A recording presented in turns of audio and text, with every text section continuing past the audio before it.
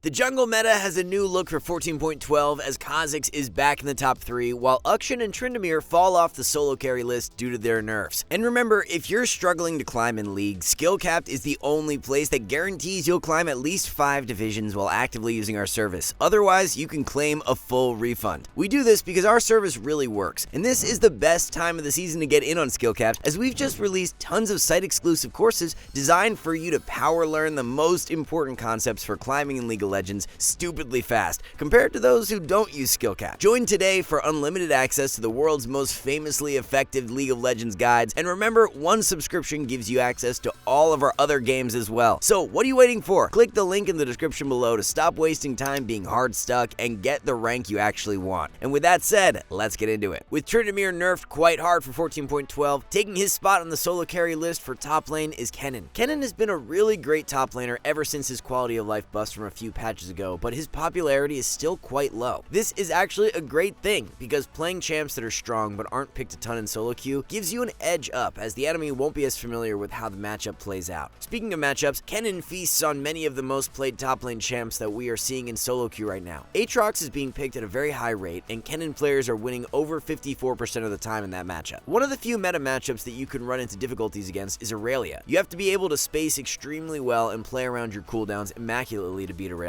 which is just very difficult for the average player, so we'd recommend using your ban on her. The standard build for Kennen revolves around a Rocket Belt Rush into Shadow Flame 2nd and Zanya's or Rabadon's 3rd. For the rune page, take First Strike with Free Boots, Triple Tonic, and Cosmic Insight, followed by Taste of Blood and Ultimate Hunter. Back in the top 3 for another patch is going to be Set. Set is the all-around best bruiser that you can play for solo queue right now. Relatively simple champion to execute with an extremely powerful core build that offers up a ton of durability and damage. If you can get to your Overlord's Blood Mail completion, the amount of damage your W will start dealing is absolutely nuts. It's just ranged tops that Set runs into issues against, so banning out Kennen or Vayne is what we'd recommend. The Keystone rune is Conqueror, followed by Triumph, Alacrity, and Last Stand. Optimal secondaries include Second Wind and Overgrowth. Overgrowth is really key to take if you plan on going Overlord's Blood Mail, because the bonus health from Overgrowth synergizes with the passive on Overlords, where 2% of your bonus health is converted into AD. Rounding out the solo carry list for the top lane in 14.12 is going to be Volibear. Volibear has been finding a bunch of success in the top lane over the past patch with the emergence of his new hybrid setup. The whole idea behind the build is that you end up getting maximum value out of the new rune called Jack of All Trades. Jack of All Trades will provide you with 25 adaptive damage if you have 10 unique stats from items in your build.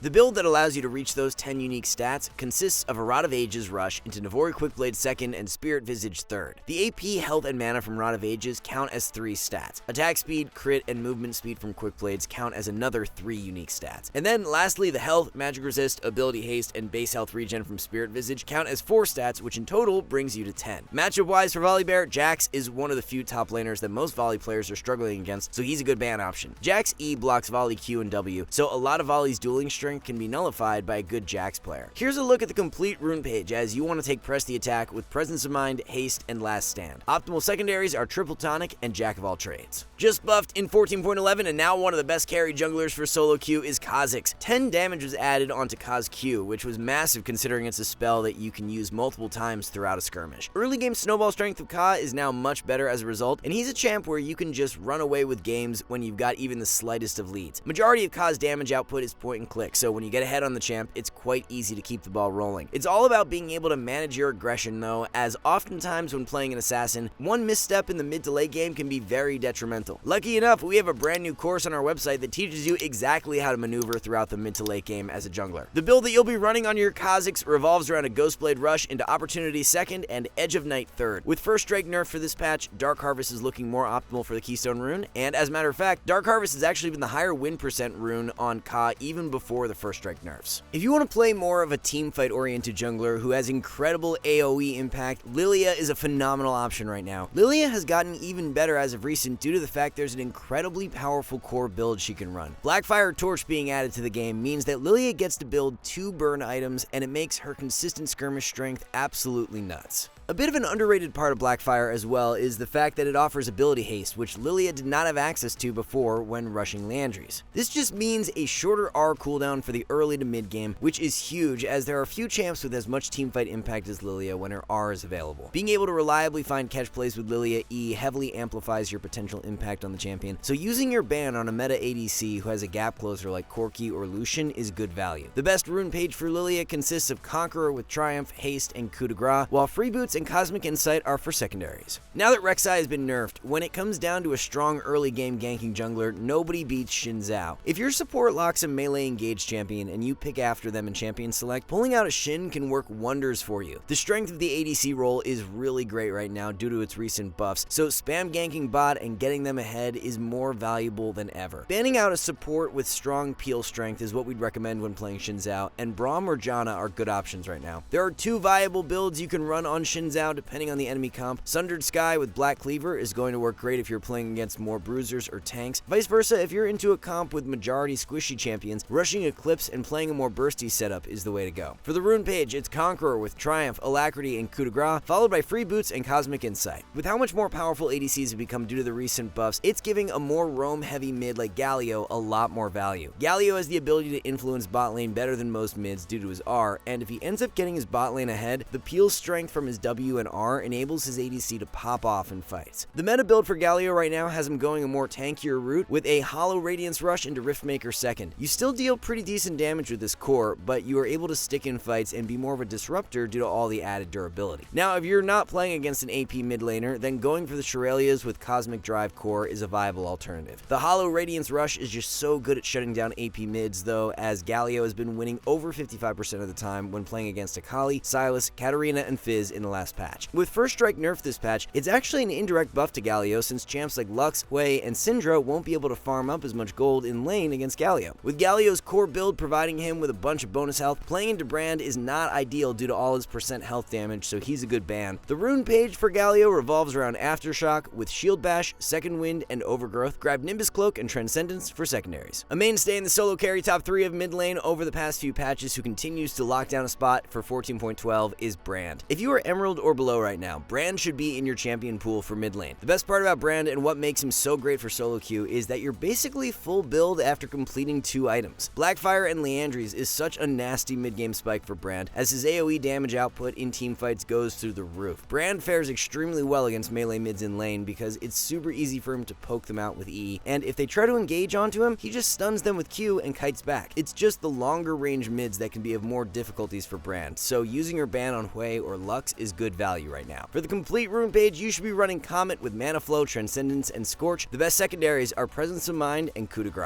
With a bunch of mid lane champs directly nerfed and a lot more becoming weaker due to the First Strike nerfs, Vex will continue to excel as a top tier mid. Vex does such a good job at shutting down and nullifying champs with dashes, while her skirmish strength due to her R reset allows her to run away with games in the mid game. With all the dashes in this day and age of League, Vex just gets so much value out of her passive as her fear can completely destroy dive champs later on in the game. Since Vex is more of a shorter ranged mage, she can run into issues against mids who can outrange her, so banning out Lux or Syndra is a good idea. The best build for Vex consists of Eluden's Rush into Shadowflame second and Zanya's or Rabadon's third. It's going to be Electrocute for the Keystone rune with Taste of Blood, Eyeball Collection, and Ultimate Hunter, while Mana Flow and Transcendence are for secondaries. With the release of Arcane announced for November of this year, we'd be surprised if Jinx drops out of the ADC top 3. The nerfs from 14.11 were not enough to significantly alter Jinx's strength in meta, as it was only 4 AD that she lost at level 18. Being that it was a nerf to her AD growth and not base AD, is even less than a 4 AD nerf for most games, since it's quite rare you reach level 18 anyways. We're going to be releasing a lot more champion-specific guides on our website in the near future, and we've just uploaded ones for Jinx and Jhin, who are both extremely powerful in meta, so if you're looking to pick up either champ, they are great resources for you. Core build for Jinx right now, which consists of Kraken Slayer and Phantom Dancer, feels really great because in total, you're getting 19% bonus movement speed. For an ADC like Jinx who lacks a gap closer, more access to movement speed is huge, and the changes where Riot removed the crit from Kraken and tacked on movement speed in exchange has panned out quite positive. It can still be difficult playing into comps that have a heavy dive threat though, so banning out a meta champ like Zed or Ahri is a good idea. The optimal rune setup for Jinx revolves around Fleet Footwork with Presence of Mind, Bloodline, and Coup de Grace, while Absolute Focus and Gathering Storm are for secondaries. Even with the 14.11 nerfs to the Collector and Infinity Edge, Jhin has held up really well and continues to be a top tier ADC. What's so great about Jhin is that he has the ability to impact games in more ways than just dealing damage. Finding catch plays with W or following up from long range with R gives Jhin a lot of added ways to influence skirmishes. The core build is just incredibly powerful right now as well, since the Collector and Infinity Edge offer up a ton of raw AD,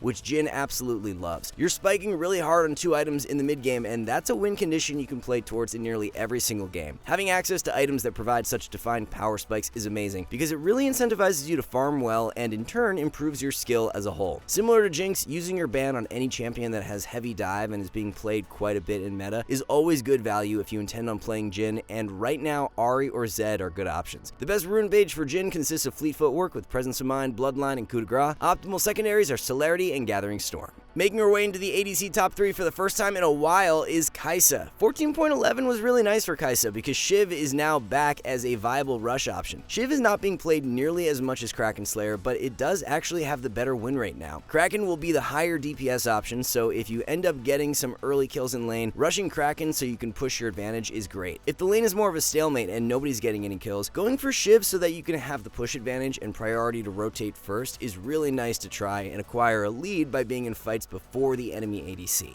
Being a shorter ranged ADC, Kai'Sa can struggle more early on in lane against champs with longer range, so with Kate being a priority pick in meta, she's a good ban. Press the Attack is now Kai'Sa's best keystone rune with Absorb Life, Alacrity, and Cut Down. Best secondaries are Free Boots and Biscuits. Moving on to support now, a really great champ that you can pair up with Kai'Sa along with many of the other strong ADCs in meta is Poppy. Throughout 14.11, the Poppy Kai'Sa combo had a 54% win rate in over 6,000 games, which is pretty nuts. Any ADC with good follow-up works great with Poppy, as her ability to lock down a target and burst them out is amazing. As a matter of fact, Poppy has had over a 53% win rate with Jinx, Jhin, Kate, Ashe, and Kai'Sa, which is incredible as all of those ADCs are highly contested in meta. You run Halo Blades for the Keystone rune, and then the support item upgrade is Blood Song so that your upfront burst is very strong. Supports who counter Poppy's engaged strength are who you should consider banning out, and in that case Lulu or Janna are good options. The full build for Poppy consists of a Dead Man's Plate Rush into Lock It Second, while Blood Song is the item upgrade. The complete rune page revolves around Halo Blades with Sudden Impact, Zombie Ward, and Relentless Hunter, while Hex Flash and Cosmic Insight are for secondaries. Moving back into the top 3 for support as the best solo queue enchanter for 14.12 is Nami. For whatever reason, Riot buffed Nami in 14.11 when she was already one of the better enchanters, so she's now on a level above all else. It's not just Lucian that Nami can be played with either, as she actually wins more with Kate, Jinx, Jhin, Corki, and Kai'Sa. Mandate Spike is what you are playing for in every game with Nami, as she provides her ADC with a ton of bonus damage on that item completion. Dream Maker is the best support item upgrade, and Shirelius is generally the best pickup after you complete Mandate. Melee supports with strong catch power can be more volatile for Nami to play into due to her more squishy nature, so banning out Blitz or Leona is a good idea. Optimal rune page for Nami consists of Aerie with Mana Flow, Transcendence, and Scorch, while Bone Plating and Revitalize are the best secondaries.